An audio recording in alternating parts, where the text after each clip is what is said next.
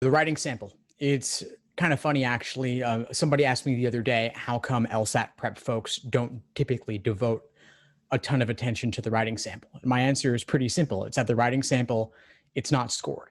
And we tend to focus more on what can be measured and scored than what can't be measured. And obviously the games, reasoning, reading comp all have a much bigger impact. Even one more point on the LSAT has a bigger impact typically than your writing sample.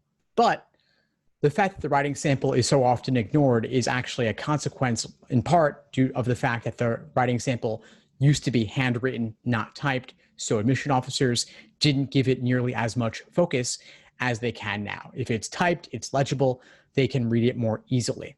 So that alone is a reason to give it more importance than you might have otherwise done. And typically there's a lag of 3 to 5 years or even longer for policy changes like that, and even technical changes like that to trickle down and have an impact. Like back in 2006, the ABA changed what it asks from law schools rather than the average of multiple LSAT scores to only ask for the highest. But now, nearly 15 years later, not everybody's gotten the message. There's still a lot of mythology out there suggesting that the LSAT scores are averaged, when in fact, and at least in the US, they are not.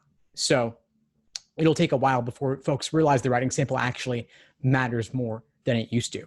But be aware, they are looking at it more seriously.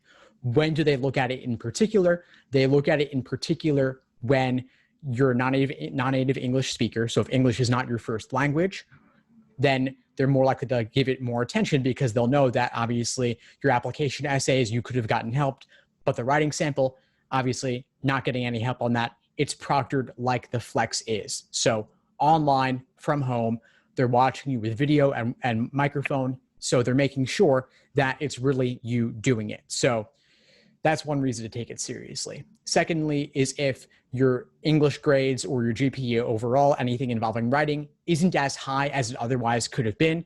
If you're not loving your GPA, if you're not loving your grades in writing classes in particular, you might want to give it additional attention for that reason, because it's a way and a place to show that you are able to write well.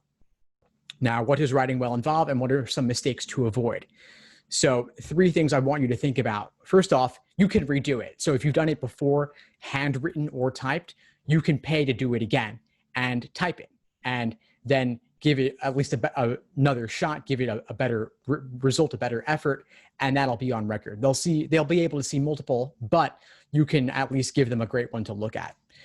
Couple of big mistakes. Not clearly picking a side. You're given a choice between 2 options weighted equally. You've got to pick one of those 2 sides. Secondly, is if you don't put enough effort into it, or it's way too short. So if it's 200 words or even 300 words, maybe you want to write more than that. Give it your full effort. Take the time. You've got 35 minutes. And last thing I'll say is not doing it, period. You've got to do it. Starting with the August LSAT Flex, you must complete the writing sample before they will release your score to you, to law schools, to anybody. So you must do it. Writing sample registration and taking it opens up 8 days prior to the LSAT. So those of you registered for the August LSAT, you could do it now if you wanted to. After we get off this call, you could take in what we've said, and then tomorrow do it, get it out of the way. Or you could do it a week after the LSAT or a few days afterwards, but I would not wait too much longer, because scores come back 3 weeks later approximately. You don't want there to be any delays. So don't save it to the last possible second. Get it out of the way. Don't wait till 7 a.m. when scores come out at 9 a.m.